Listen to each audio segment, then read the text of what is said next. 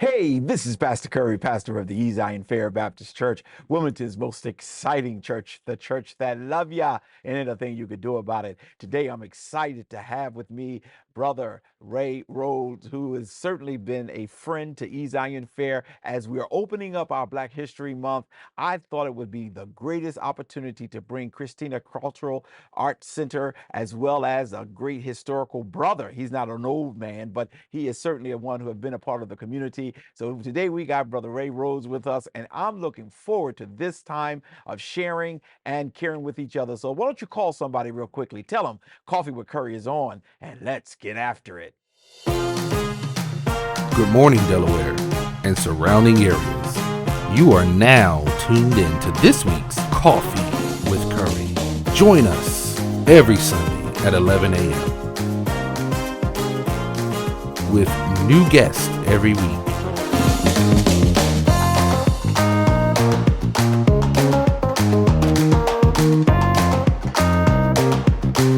So grab your cup of coffee and join us on Coffee with Curry.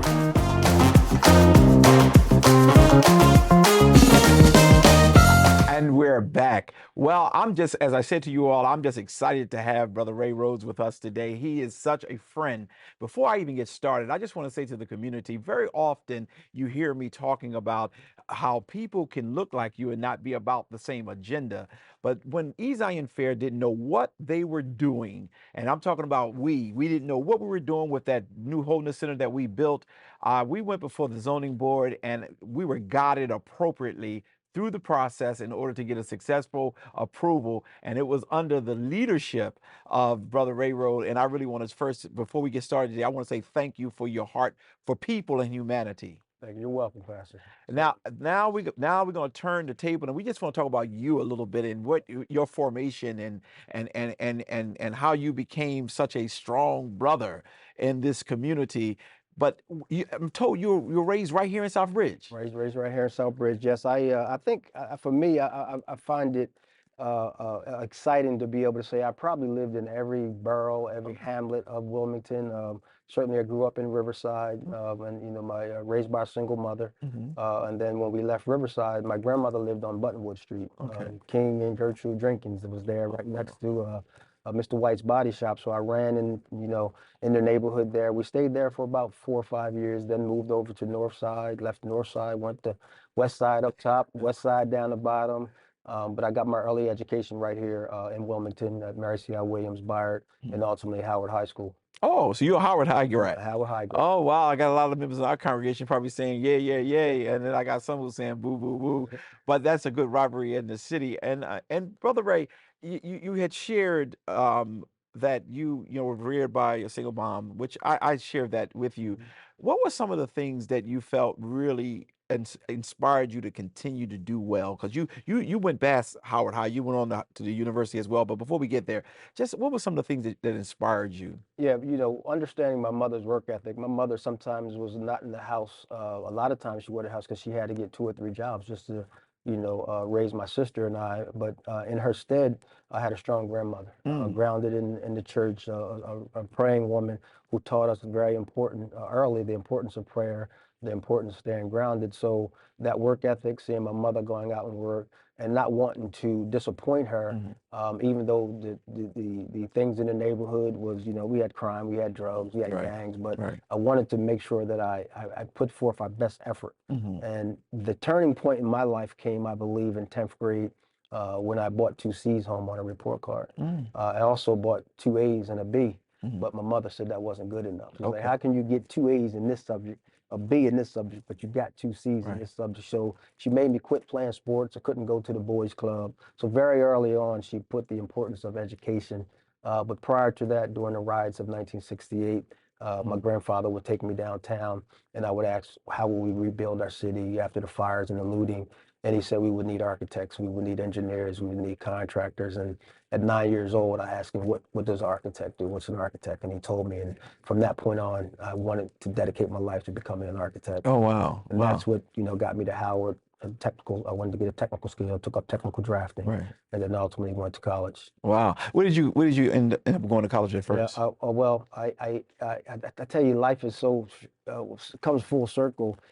In high school, I got an appointment to the Naval Academy by then Senator Biden, Oh, and I wow. turned it down because I wanted to go to study architecture. Right. Another classmate of mine, George Murray, got one as well, and he turned it down. So I had an opportunity to go to Ohio State University. They gave me Okay. a generous scholarship. Uh-huh. I had a number of folks in school, teachers who wanted me to go to a black college, but they wasn't giving me the money. My Right, mom right. said, "You're going, we're following the money." Right, right, right. So I got out to Ohio State, big, largest school on campus. Yeah. I mean, largest campus in the country at the time, 80,000 students. It was very cold, too big, over daunting. So I told my mother I didn't like it. So she's like, well, you come home, you got to have a plan B.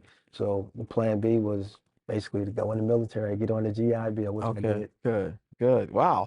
I mean that's really interesting. And then after that, you went on to one of the great HBCUs because I often look at the quality of individuals.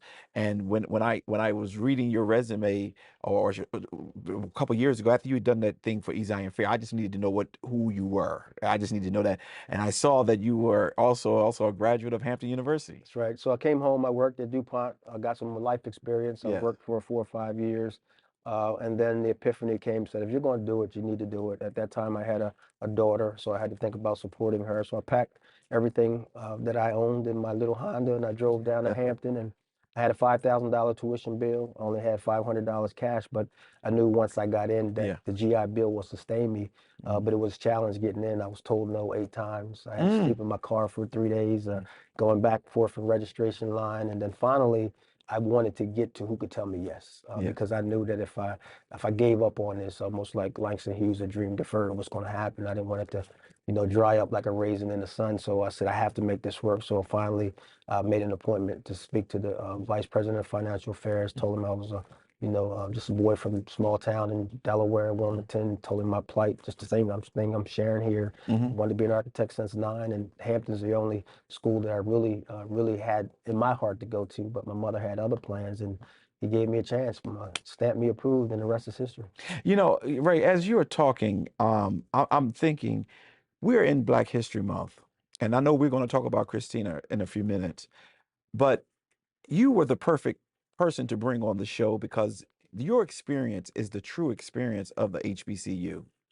It has its issues, and we all know that. Absolutely. We don't get the funding that others get, so therefore we don't get all the facilities that other people have. But what you shared is almost identical to what I had to go through to get into this institution. I'm from Lincoln University, and getting to a yes may be 9 different no's, That's right. but when you get to the yes, you end up coming out strong That's right. and doing well. That's right. HBCUs have done so much for so many of us. And I don't know, and under your tool, when you were in college, was Harvey there then? Dr. Harvey was there. That is, Dr. Harvey was one of the ones who broke the mold with leaving. Most presidents was always in the academic affairs side. He was in the business office side, right. and he did because he did very well. And matter of fact, he built Hampton up, just retired. But reason why I bring that up is because you got to a yes and you didn't give up. Didn't that help you even with your life? I know you went with that skill because you was not giving up, but did it while matriculating through Hampton, did that also help you with continuing on? It did, and it taught me, the power of resiliency. Hmm. That indomitable spirit was like, okay, I've been told no, and 4 or 5 of those no's were by the same person, Okay. Mr. Fred Fierce. Oh, you And remember the names? I was threatened he was threatened to call campus police on me to get me off campus, but I had to look at him and face him man to man because I was a man at the time. I was Yeah. 27 years old. Right. There wasn't no turning back. So as I'm going through the program, architecture was very hard, very rigorous.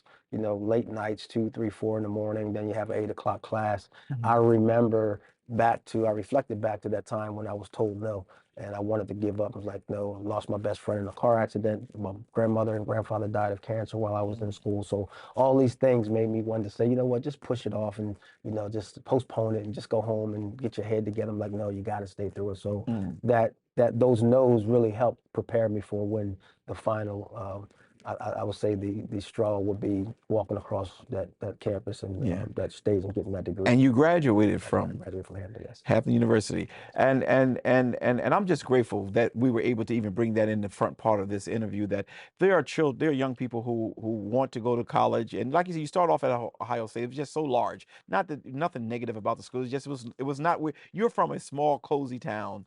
And then you go to this major university where you get the scholarship that will help you financially, but you just could not mentally, stay there. You end up going to Hampton and did very well. And you said you had a daughter before you went there, and you had to make sure she was taken care of as well. That's right. What a great man. Yeah. The only thing I think that you really I gotta give you a negative on is that Kappa piece. Because I don't know too many Kappas. As a matter of fact, my dad is a Kappa, so I really He's a do great man. know some good men who are Kappas. But Ray, I think this is just awesome.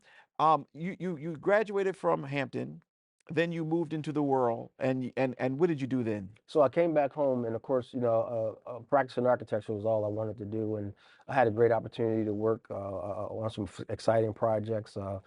The Leonard Williams Courthouse. I was responsible for the 6th and 7th floor courtrooms, and that's the largest single project in Delaware's history, dollar-wise, $150 million one contract, which is unheard of. Usually they break them up into smaller contracts. Worked on the Middletown High School, worked on some phenomenal buildings, and then it became, okay, how can I parlay that experience into my community? Because most of the time when we were in meetings, they didn't look like us. Folks didn't look like us. It was almost like, do black folks use architects? Yeah. Everybody we was in meetings with. And then there weren't a lot of folks in architecture. So I was usually the only black in the boardroom, in the meetings. So I wanted to do more. That's when I started joining local boards. I had I would say the wonderful honor to be appointed to 3 different commissions, and I just got appointed by Mayor Pazicki to another one by 3 different mayors. I served on the Planning Commission, I served on Design Review and Preservation, and then of course when your project came through, I was on the zoning board. So I wanted to parlay that experience into helping folks in the community. So I did that. I had the wonderful opportunity to work at Princeton University, which is one of the greatest institutions in this country. Would have breakfast with Dr. Cornel West on a number of occasions. Some of the architects that I studied while I was at Hampton, I was now signing off on their request for pay at Princeton. So you sitting in the room with Raphael Vignoli or I.M. Pei, and you're trying not to just be in awe, understanding you got to be professional. But I reflect back on studying them as case studies, their work, and now I'm in the same room with them. So my architectural experience led me to a lot. But the most proudest thing is, which I never imagined, never prayed for it, never wished for it, was being appointed Commissioner of License and Inspection in charge of all the construction, commercial, residential, zoning, business license in the city that I grew up in. So that was a great honor by Mayor Williams. Yes, and matter of fact, I remember when you were announced, and I was like, "Wow, that is just beyond awesome!" And you did a phenomenal job too. So not only was it a honor on your part, but it was an honor on we the citizens to have you in such a position. There are several individuals who also are Hampton graduates. I remember when we were going through my project, Torrin Williams from the Architectural Alliance. He said that, listen, I know Ray will take care of you. He will lead you. And I said, why? And he said, because he's a Kappa, and that messed up everything. I said, no, brother, man. And that's when I realized he was a Kappa. But he said, but the real reason beyond that is that you are a Hampton grad, and that's what we do. And that's when he found out I was also a HBCU brother as well. So this is just great, and I'm grateful. We're going to take a quick commercial break, and then we're going to come back, and what we're going to do is we're going to talk about Christina Cultural Arts Center and its significance and how it was formed, because as we're celebrating Black History Month, you already helped us to be able to talk about HBCUs because that played a very significant role in your life. And now we're going to talk a little bit about Christina Cultural Arts Center. We'll be right back. Black History Month is huge. It's a way for us to reconnect with our history. Continue to celebrate and acknowledge the immense amount of contributions that Black people have made. Black History Month is a celebration of culture. Another opportunity for everyone to remember that we're all human. And to have a month that reminds people that Black history is American history. More than just having names and numbers and dates that are in a book. To remember how important it is to be Black. I think that the importance of Black History Month is that if you don't know where you came from, you're not going to be prepared for where you're going. We all stand on the shoulders of somebody else. If I stand tall, it's because I'm standing on the shoulders of those who came before me. Black history. More than a month. At Christina Cultural Arts Center, they teach you more than enough. They teach you really, like, you can be on Broadway with me also. They teach you crazily good. It's just, like, so much. My name's Jordan Asbury. I play drums at the Christina Cultural Arts Center. If I can play for anyone in the whole world, I will play for Beyonce and Jay-Z. My favorite drummer is Sheila E. because she expresses her feelings really loudly, and I really like her music and how she plays and how she expresses the drums. Come join me at Christina Cultural Arts Center, and you can be a drummer too.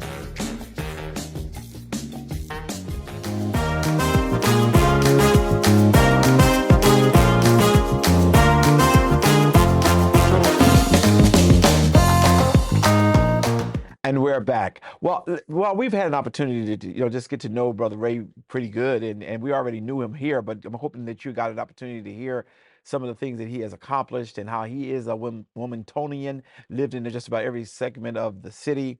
But I want to turn our attention just for a minute to Christina Cultural Arts Center because it has a very significant role in the African American migration and things of that nature. Let's just talk a little bit about how it was founded and who founded it and things of that nature. Yeah, so in 1945, Christina was born out of the immigration movement.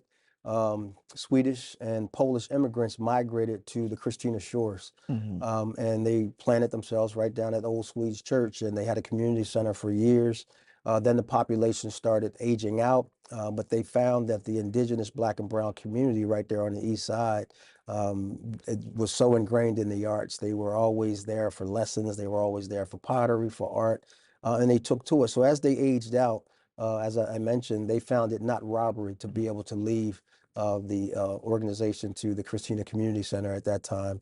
And then ultimately we became Christina Cultural Arts Center. Wow. And were they offering that as a community service or was that a paid? I'm not sure how all that worked. Yeah, it was a community service for them. It was almost like a place where seniors went to sit and watch television, watch the local news, play cards. They would play bridge. But then there were students who were starting coming, and then they started art classes. They started pottery classes, and they just said they were just amazed. It ended up being karate, band, steel drums, and the students from that area, and some historians in this city lived in that area, and they were so ingrained. Hanifa Shabazz, the Huts, all of those folks were part of Christina Cultural Arts Center at that time. Oh, wow. And then ultimately, Christina Cultural Arts Center became a 501c3, and they helped navigate us through the Jim Crow. In 1945, we still wasn't allowed to go out and perform. We weren't allowed to go to certain places. We weren't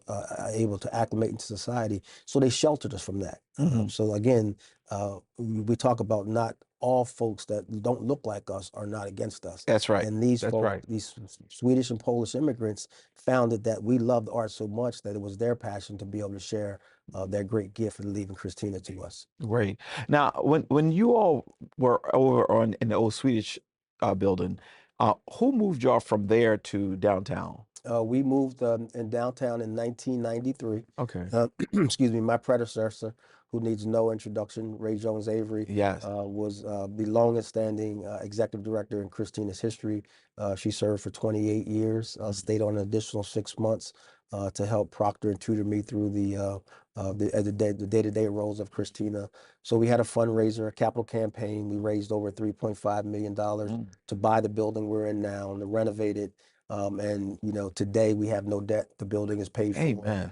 Great. And we've been financial stewards since then, moving there. Wow. And how is she doing? Do you have any communication with her? Yeah, right. Because when you say she needs no introduction, honestly, while we're talking about Black history, and it's funny, before I even let you answer that question, many times when we were younger, we would talk about the old heads of the community, but I found out something. We are now becoming the old heads of the community. Not I don't want to call anybody old, Well, how is she doing? She's such a phenomenal woman. I always celebrate her because of her work and how her commitment. But have you had any Yeah, conversation with her? we talk regularly. She's very engaged with the arts. Matter of fact, she hosts a show up at the Delaware Art Museum. One Thursday a month, she interviews prominent jazz artists, prominent musicians and artists in the city. But she was very adamant about making sure that Christina was just not about the arts, Hmm. music, dance, and drama, but we also had a social tone to us. She was Yeah. very active in getting us to the table, Hmm. getting us ingrained with the diversity, equity issues that Right. we have, that we face, the underfunding of Black arts organizations. She wanted to make sure that Christina was always mentioned in Dover Mm. or in Washington, D.C. when it came down to funding organizations. So she was an activist in that Hmm. right. Besides being a beautiful person, she's a Hmm. phenomenal singer. She's a phenomenal Oh, I artist. didn't know she sings. She has an album out. Oh. She sings regularly. When we came out of COVID, I thought the best person to help bring us out of COVID was Ray Jones Avery. So we had a concert for her up at the House of Laughs, and Mm. she was phenomenal, sold out. Wow. So I'm gonna have to try to get in touch with her. So maybe we can bring her in during this month because I did not know one that she had an album, but two that she's still very active, Very and that's just awesome. And she's committed to the arts as you've indicated. But so Christina Cultural Arts Center now today, as you said, no debt. You're doing well. Let's talk a little bit about the programs that it offers. Yeah, so I think Christina probably touches every aspect of, I would say, the age spectrum. We have a early learning center, Yeah. early childhood arts education academy, led by a quintessential, Easy On member, Shashika Edwards, who is phenomenal. And you Yeah. talk about the spirit of Christina. I always say Ray exudes that spirit. No one currently exudes that spirit more than Shashika. Oh, excellent. Shashika leads those efforts. And we have 3, 4, and 5-year-olds Hmm. getting music, arts, dance, and drama lessons Hmm. as a regular part of their curriculum. Hmm. We submitted this curriculum to the state approved it, and now these students are achieving off the charts. They have a standard of reading 10 sight letters to go to Oh, wow. kindergarten.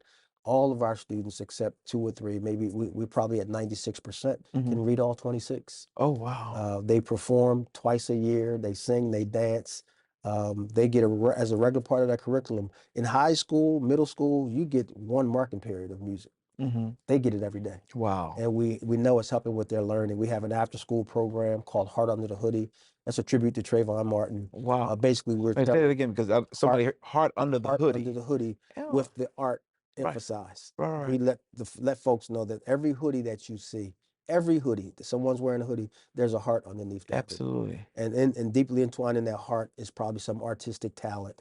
And we want our students to know that it's okay to wear a hoodie and still be expressive. It's Hmm. okay to want to be a rap artist. It's okay to want to be, a musician. So we teach them how to deal with devices through proven methods to help to deal with devices. For instance, we teach them how to beat on drums instead Hmm. of each other. Oh, wow. We teach them how to shoot cameras instead of guns. Hey. And we teach them how to act out on stages through structured drama lessons instead of acting out in their communities, acting out in their Wow. homes, and acting out in their schools. Mhm. So when we had the uprising after George Floyd, we knew that if any of our students from our Heart Under the Hoodie program was involved in any of that, it was peaceful because they Mhm. knew how to act. And Mhm. we teach them those things. And Mhm. it helps them deal with the bullying, Mhm. helps them deal with the racism. Mhm. So we use music, arts, and drama lessons to be able to teach those things. And well before Black Lives Matter Mhm. became prominent during George Floyd, our students had did a video 2 years prior Mhm. called Black Lives Matter, Oh, wow. and they talked about why their lives matter. Wow. So we're teaching them. And then, of course, we have the School of the Arts where anywhere from 6 to, I think our oldest student now is 64. I'm 59, and I'm taking sax lessons. Okay. So 6 to 69, you can take music, dance, or drama lessons. And these are structured classes. Music classes, you get one-on-one unless you're in a group. Mhm. And then, of course, the dance lessons, you could be in a group.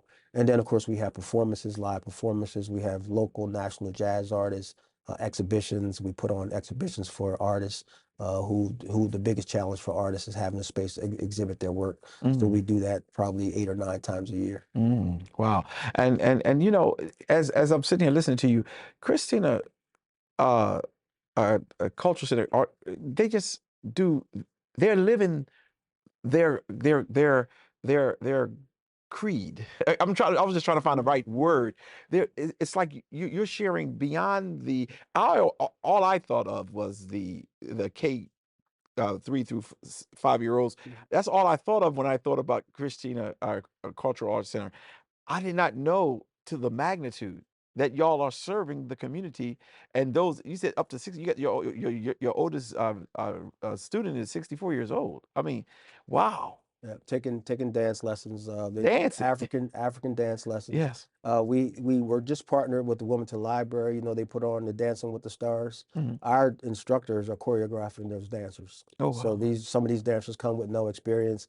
Our drum line is invited to participate. And when students get to see that, folks want to see them, they're ingrained in the arts. Yes. They could be doing anything, but we want them in the center learning the arts because we know how the arts help them. Yeah. And it's not easy learning to read music. No, It's not no, easy no. being disciplined to do your Yes. lessons. So when you have to do that on a part-time basis, we know that it's helping to translate in the school Right. or doing chores at home, being focused, working in the team environment, the group dance classes, everyone has to be choreographed. You have to be on point. Absolutely. So it takes work, you know, Yeah. it takes time. Yeah. And our students are doing a great job with it. Yeah, well, I hope we get an opportunity to, whenever y'all need space, though, we have a huge gym. I don't know if you ever got a chance to do a tour of the building that you helped to bring to fruition. We need to put a brick or something with your name on it. But we have a huge gym that we have transformed to do many different things. And I think I'm always trying to connect with people who want to do for our community. And if ever you need space, you just need to let it be known. I will. You directly talk to me because I'm grateful and I don't forget people who helped us.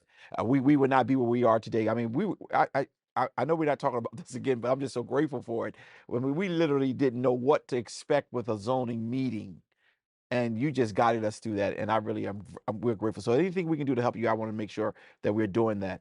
You also talked about those young people using the right side of their brain as opposed to on the negative side, they are able to discipline themselves Right. to be able to combat adversity. In essence, you didn't say those words, but I'm just trying to That's right. make sure that I'm That's right. bringing it into focus.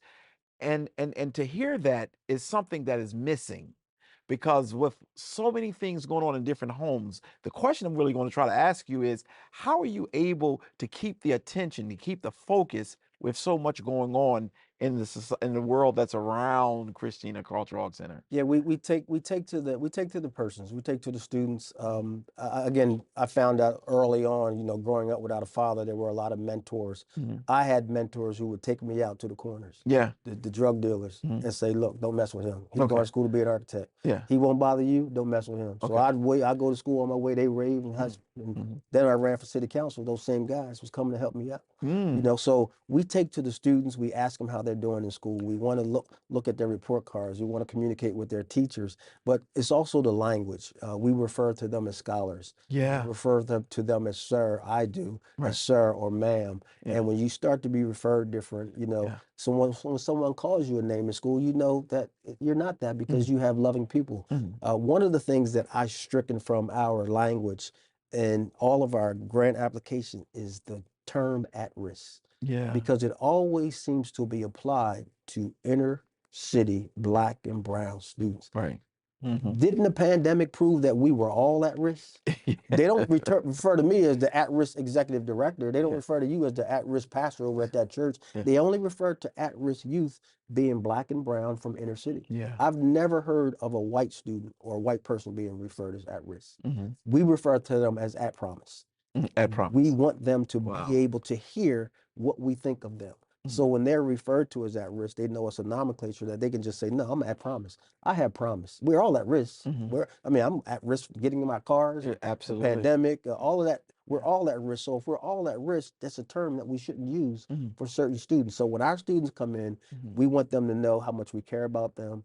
We want them to know that we're not just about the arts, we're about the person. We want to see, we're tracking now our students from the time they come to Christina to the time they leave college. So we're tracking to see what their progress is, how we can assist them. So we take to the total person rather than just the art student. Excellent, excellent. I mean, it's really interesting. You talked earlier about Shashika Edwards, who is one of the ministers here at our church, and she's also a Lincoln University graduate. That's Just right. went over as an AKA, That's right. you know, and I know she's going to kill me, but I don't care when she's on the show, when I'm introducing her, I always talk about she was one of the most religious people you ever want to meet when she was a student at Lincoln. I mean, she was very apostolic religious, and she met her she one time we were on our way to a concert, and I said to her, I said, and I was an administrator at the time, I said, if you're going to find the husband, you're going to have to stop dressing like the nun.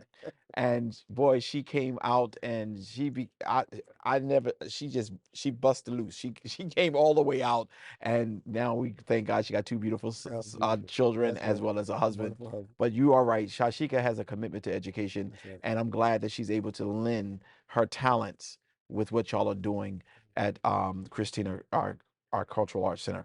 Let me, before we go to the break, and we're going to come back and talk about how people can join in and be a part of this movement that's going on over there. How are you feeling as we are now dealing with so much going on? How are you feeling? I know you instilling in your kids. How are you feeling with the culture that we are now surrounded by? Yeah, I think that, during the pandemic, it's always a time that you reflect. I try to reflect through my meditation, through prayer, reading, study, and under the direction of Pastor Dunnigan, always getting fed. I always try to reflect back to, the challenges that I had growing up, without a father or not having the resources that others would have. I wouldn't say we were poor. We just didn't have the resources that others had, because my mother would never, again, let us use that type of language. And it was always that resiliency of going to Hampton and being told no. So when we're submitting a grant application and we're told no, I'm like, okay, that's only half the story. The other story is getting to yes. Being told no is half the story. The other story is getting yes. So that when you start to show that resiliency, you're able to overcome them things. Trouble don't last always. Amen.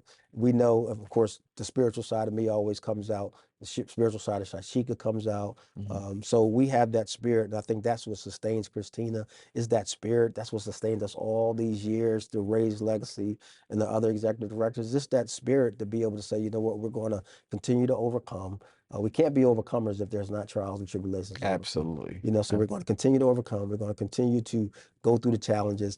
And one of the things I had the staff do was to write the soundtracks of their lives, to go back and pick out 5 or 10 songs that just makes them feel a certain way. You know how when you used to go to the clubs, the before Pastor Carey life, you hear a certain song and it just makes you think about a song that just makes your spirit bubble, makes you feel good, and just play those songs over and over. This was during the pandemic, and then share that. And we would share that at our staff meetings. We would share it through lyrics, and so as we were creating the soundtracks of our lives, there's something there. You have to listen to the rhythms, you have to listen to the harmonies, and when you put all those together, it just makes you, inspires you to just continue to go through the challenges and to be better than you were yesterday. Excellent, man. This is just great. Listen, we're gonna take a quick commercial break, and we'll be right back.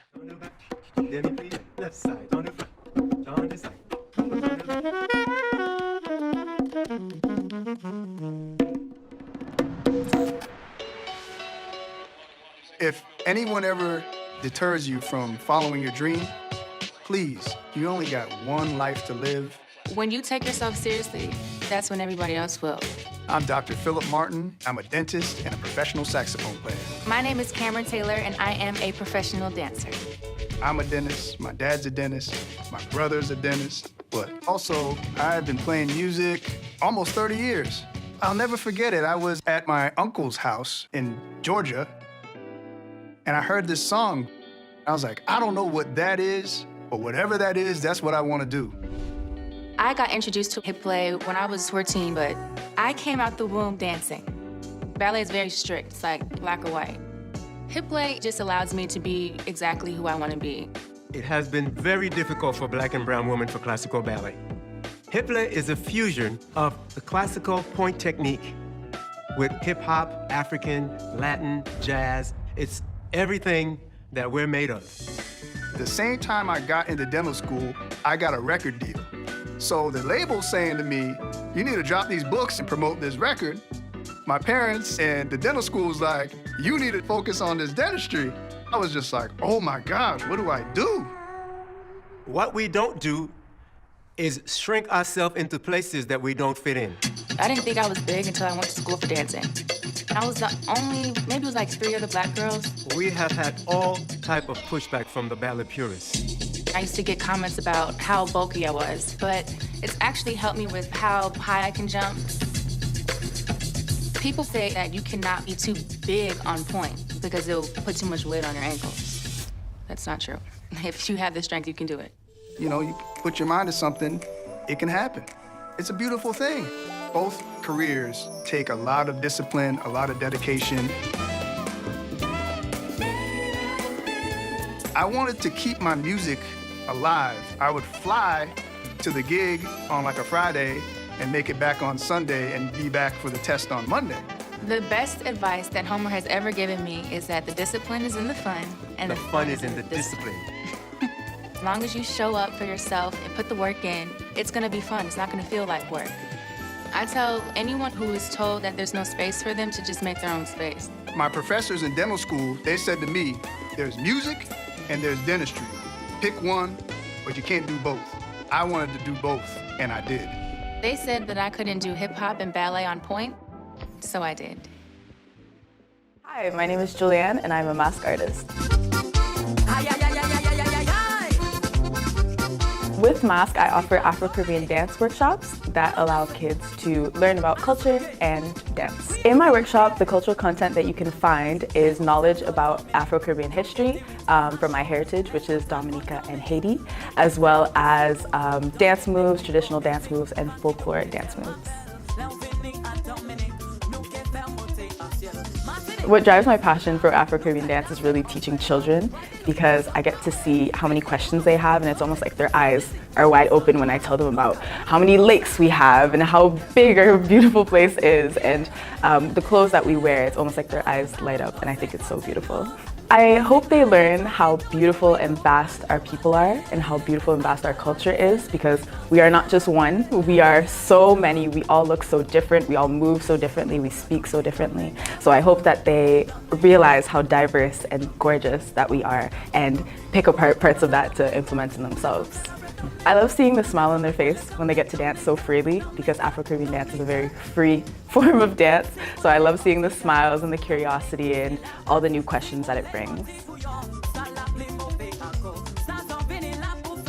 It's important for me to show people that we were not only slaves, we had an amazing history before that, and I think it's incredibly important to be able to show that and how beautiful it is. Connecting with my cultural roots really makes me feel at home, especially being so far away from home. It allows me to feel like I'm with my ancestors and with my family, and makes me feel a deeper sense of connection to who I truly am.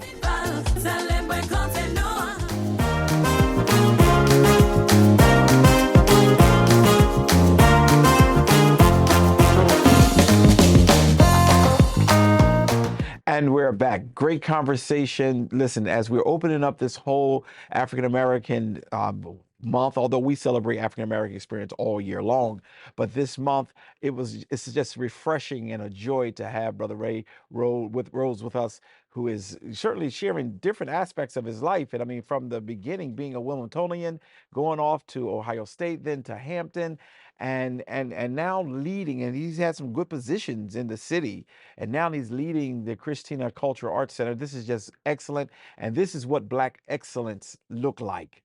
And for those of you who are watching and like, well, I don't hear anything about Harriet Tubman and things of that nature, please note, our history didn't begin there, and it did not stop there. So what we have to do is make sure we continue to make our history live, and this is exactly what Black excellence really look like. Brother Ray, there are people who are watching us, and they are wondering, how do I sign my child up? How do I sign myself up? I'm interested. I want to learn more. how do I become a part of that Christina Cultural Arts program? Yeah, well, the first we introduce folks. We want you to come through, come take a tour, come visit us. We're at 705 North Market Street, right down in the Arts District. I would say we're conveniently located between the Grand Opera House and Delaware College of Art and Design. And we can tell you about our programs. Of course, you can go to our website, www.ccacde.org. But we have a missions process for our School of the Arts that starts mid-August, and you can go through and look at probably a range of 9 different dance disciplines. You can sign up for music, which includes saxophone, trumpet, guitar, and piano. And we have beginner, intermediate, and advanced lessons. So if you have no experience and you want to take a class, by the time you're done after those 24 weeks, you will be playing at least one song, maybe 2. Then, of course, our Heart Under the Hoodie program, that's after school from 3 to 7. That goes from the school year starting in September, and it runs through the end of May, mid-June. But our School of the Arts runs the same time from September through June. But registration starts at the beginning of August. So we try to get them before they get back to school, and parents have to think about the balancing school clothes and things of that nature. So we want to get them introduced, but we also have performances throughout the year. One of our biggest events is Carols and Colors. I don't know if you've ever been to Carols and Colors, but we have it every year in December. We partner with a dance group out of Philadelphia, the Eleon Dance Company, and they basically tell the story of Jesus' birth through dance, through music, through drama. So I'm going to put you on the comp list next year to make sure that Where do y'all usually have that? we at the Grand Opera House. At the Grand Opera. I would love to. I would love to. In fact, I never even heard that. Yeah. So we had a 2-year absence because of the pandemic. They had 1 year in Philly that was virtual, 1 year also. And we brought it back here to Wilmington, and it was almost a sold out audience. Excellent. So it's a great event. And then we have live performances. We partner with, you talked about the relationships earlier, and it's important that organizations like Christina, Easy on Fair, Baptist Church start to partner, because our funders want to know, how can we spread this money we're giving to you? And you can do that by partnerships. When you talked about using your gym, so we want to start looking at how we can start to partner with these arts organizations, because the more we partner with these organizations, the better it is, the more impact that we have with folks in this community, Southbridge, or wherever. So we definitely want to establish a partnership. Excellent. And we want to make sure you get an opportunity to do a tour, because at the end of the day, with the Southbridge community as well as the Wilmington community, there's so much space that we could use, and we want to be able to share that talent you have over there. I mean, you got some great stuff going on. You said real quickly the website, and I want to make sure they have it on the screen. So give it to us one more time. It's www.ccac, that's Christina Cultural Arts Center, DE, all one word, .org. Okay. .org. Yes. And is there a phone number someone can call if they want to call? If they want to call and get some information, the phone number is 302-652-0101. Okay, good. So the people get an opportunity to come in August, to look at your programs, do a tour. I was over there for a meeting a couple times, and even when Shashika went over as an AKA, I was there, and I was just mesmerized with the facility. You know, I was just on the first floor the first time, but then when Shashika went through, I was upstairs and I saw y'all have an open space there for the drama and things of that nature. So I was really impressed, and I know that y'all are doing a great work, and to own a piece of land downtown speaks to the fiber of the organization. You know, some of us get stuff off on the sideline, but to get downtown and y'all own it, that's just awesome, Ray. Ray, earlier we were talking, and I really want to make sure I get this in, because we're in Black History Month, and a lot of times we discount Black schools. HBCUs. I am a true believer. Yes, they have their issues, and we're not going to sit here and act as if they don't, because I think some of my character was built over the issues that we have at HBCUs. But you were fortunate to go to a historically Black college. Now, I love Lincoln, and everybody who know me know I'm a Lincoln man. But you were fortunate to go to a HBCU in the name of Hampton University that was viewed much differently than a lot of the other HBCUs. Not that it didn't have any problems, but you all had a leader that was untraditional, because normally college presidents come from the academic side of the house. He came from the business side of the house, from Tuskegee University. And why I know so much about him, because he was a mentor of mine, you know. and I remember, now I wasn't there when he became, but I read a lot of his stuff. As I was reading it, you know, people doubted, could a Harvey do, what could he do with a Hampton? He's not a part of the academia part of the world. But as it turned out, 40 plus years, he's served as the oldest historically black college president. But what he produced was unbelievable. You said something while we were on break. I want to make sure you start with it and then you can share all the other stuff. You will never find at other institutions like you will find at HBCUs with presidents, because Dr. Sadarkar at Lincoln was one of my mentors who helped me guide me through many things, where a president will get in there and teach a class and change lives of people. That's something you don't get at the historically white colleges. That's right. But you definitely will get that at a good HBCU. Tell me a little bit about the class, and then tell me a little bit about Dr. Harvey that really kind of even shaped your thinking. Yeah, and I think it's good to put it in perspective. You know, historically black colleges make up 3% of all the colleges in Yeah. this country. So Yeah. you're talking about 115, 116 out of 34, 3,500 colleges and universities. So they have a place in society. And I think the value that it brings is that cultural aspect. We talked about the culture. And what Dr. Harvey was so instrumental in doing is making sure that the university was ran like a business. Yeah. You know, we know that we have academics. We know that we have to train these folks up. And at Hampton, they wanted to train the head, the heart, and the hands. Yeah. Head, But heart, and if hands. you could use all three of Yeah. those and use them effectively, you can go out and get an education for life. And Dr. Harvey was always ready to talk about the business side of things. And one particular class he taught was University 101. And he talked about how he built his business empire, owning Pepsi Cola franchises. But one of the things that resonated with me, one lesson, he was talking about a piece of art that he had purchased 10 years prior to coming to Hampton. And he had this art on stage. And at the time, he had purchased it maybe for like $60,000. And at that presentation, it was worth well over $1 million. So we had folks just starting to talk about, okay, let's buy art. Art appreciates. You don't have art, you go out and buy some art and appreciate. You know, Miss Eunice LaFate right down on Market Street Mall. We try to support her, even though we're an arts organization. We have artists who come in. That's how they make a livelihood. But you talk about the Rembrandts of the world, the Picassos. Some of those paintings are worth millions and millions of dollars. And Dr. Harvey was telling us if we used it as a way to build our wealth, when we got out of school and we were strapped with student loans, we could balance that off by having artwork and have a value. Yeah.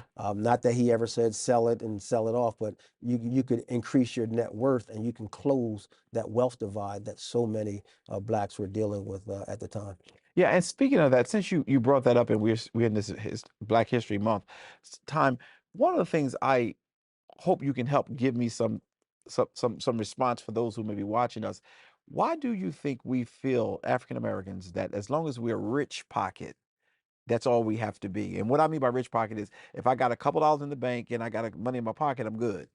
But it's that investment I think Harvey was teaching. Why do you think that's so critical? I think the mindset was, you know, we have to build legacy. Yeah. We have to be able to leave for our children. I mean, I think now we get so ingrained with, you know, having nice clothes, a nice home, nice car, but we don't think about the legacies that we leave. We want to leave with our children. And I think other families do that don't look like us. Right. They leave endowments. They leave trust funds for their students. And the way that we break this vicious cycle is start thinking along that mindset. So it's okay to look nice. It's okay to have nice things, but you want to take a portion of what you own and invest it. You know, as I talked about my daughter, we grew up, I was teaching her every time she got allowance that she had to save some, she could spend some, she could invest some. She's like, what's investment? Well, you got to put this aside and you can choose however you want. She was buying McDonald's stock at, you know, age 9 or 10, you know, so we had to teach them. And this art piece was just another way for us to build the wealth as an investment vehicle and investment tool. Even universities, even Christina, we have investments. Yeah. You know, Yeah. we paid off our building, so we have an opportunity now when we have revenue, additional revenue, we have to put it aside in investment because it's that emergency fund that's going to sustain us during the times of a pandemic. No one saw this pandemic come. No. If you spent everything and you didn't save and invest, you were probably in a worse position to deal with it economically than those who did plan for it. Yeah.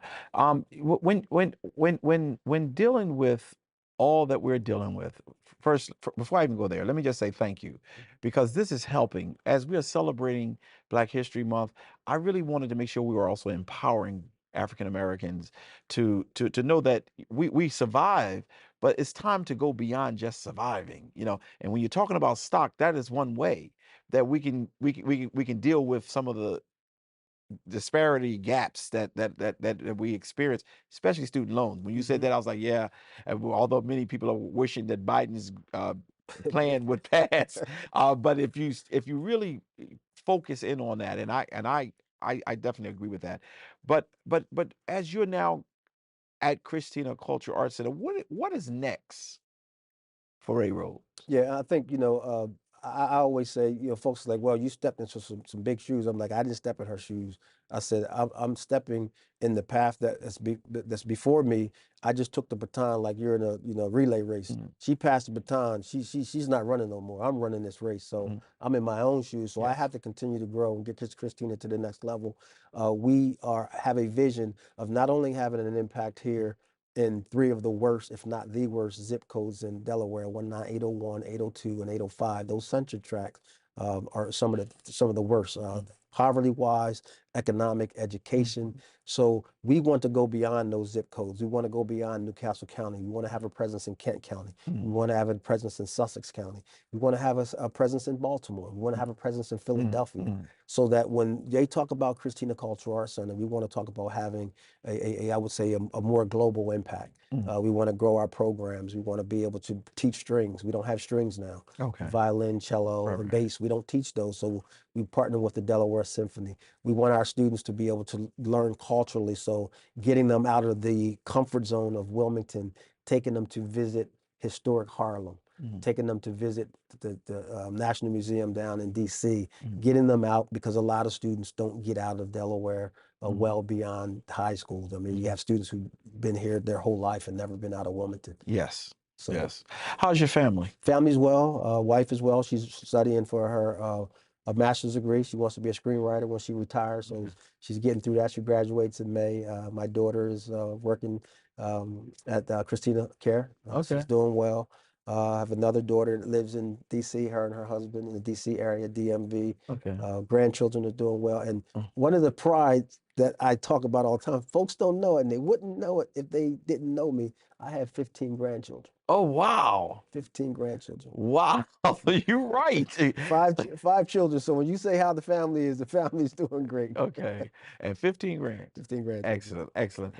With the vision that you have for Christina Cultural Arts Center, is there any more public service involved with your in your forecast? I think, I think there was a time, to everything there's a time and season. I think, being in the political arena, I think I served my time. I always want to make sure I support. We're all directly or indirectly involved with politics. So even whether it's voting or whatever, supporting the candidates. So I'll continue along that realm. But I think this work is so important. Yeah. And Ray Avery told me, she says, you're about to embark on one of the most important, if not the most assignment of your life. And I really feel as that, and I think everyone says, well, Ray, you're an architect, you did this, you coached for 30 years, you mentor, you tutor, you're an activist. He says, you're all over, you're a man of many things. I said, I go where I feel God leads me. I feel God led me here. And I kind of reflect back to, I don't know if you remember when you were on that call, you were trying to get this center passed. And I said it without a doubt. I said, most people can see, but not a lot of people got vision. So I appreciate you for your vision. And again, the vision that I have is starting to be bred amongst the staff, amongst the stakeholders for Christina, is to go globally and go to the next level. Amen. The key to all of our success is education, and you're laying that foundation very strongly. On behalf of the Wilmington community, as a son of this community, we thank you. You are showing us what Black excellence look like, and it's not because you wear your $1 million suits. Because I watched you. You came decked out, but you didn't come that you. That's who you are every day. I've not seen you yet unpolished. Well, I'll see you at the Y one day. You'll see. but I do appreciate. And matter of fact, the other day you intuited. But I do appreciate you, and I appreciate what you have done for Zion Fair and this community at large. You are a proud son of Wilmington, and we appreciate you. Is there anything you would like to share as a closing remark to the community who's watching you? You know, and I think, you know, you asked about how do we deal with all that we're going with. I mean, the violence in our communities, you know, we have to, and I think we talk too much about gun control. We talk too much about legislation. We can't legislate our way out of this. You know, if there was something I wanted to do any harm to somebody, I would just choose, if they got all the guns off the street, I would just choose something else. We have to start working on the hearts and minds of our young people. Yeah. We have to get to their hearts. Carter G. Woodson Dorn, you know, Black History Month said it best, who's the founder of Black History, said, if you can control their minds, in his epic piece, Miseducation of a Black Man, you don't have to worry about their actions. That's right. Let's start getting to the hearts and minds of our students. We feel as though we're getting to the hearts and minds of students at Christina through the arts, that we don't have to worry about them going out getting a gun. We don't have to worry about them acting out.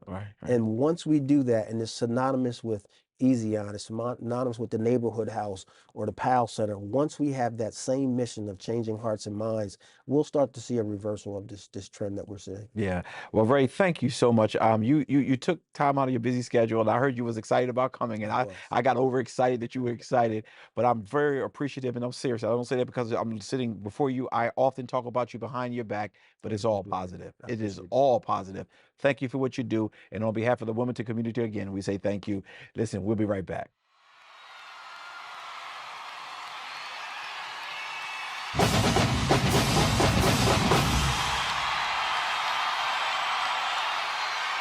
I'm telling y'all ready.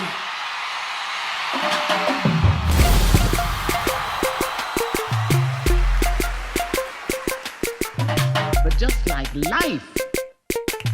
All right. Air Jordan ready to take off.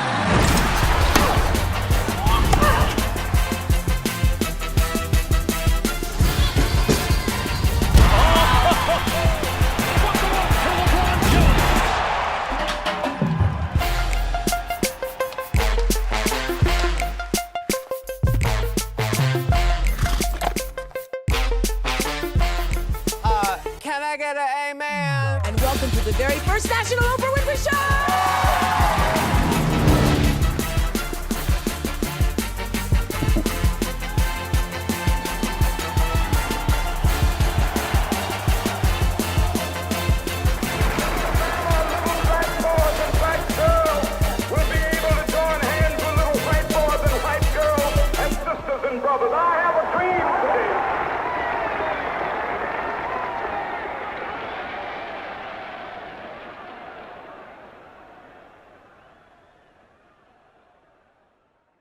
My name is Brandy Bay-Neal, and I started out at Christina Culture Arts Center as a student. I took ballet classes, and I went to the summer camps.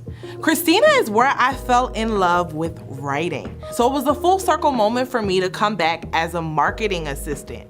I knew that Christina was where I fell in love with my art, and I wanted to help other people fall in love too. Just recently, I was offered the project director position for the Future Entrepreneurs in Creative Industries internship program, where I help young adults explore career pathways. To me, Christina has been my artistic redemption.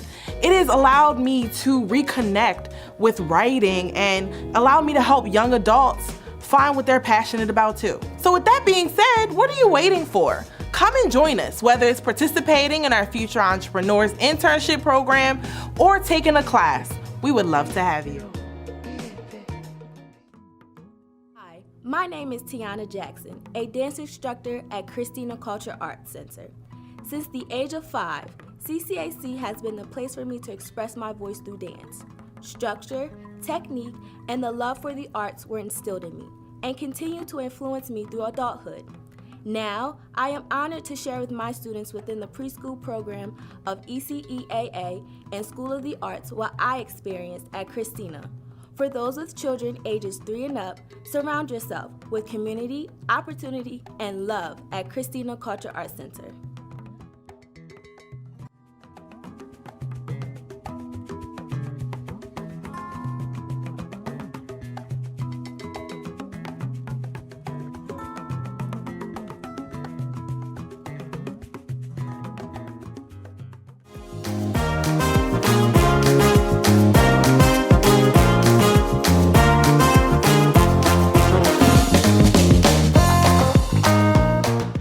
we're back. What a great show.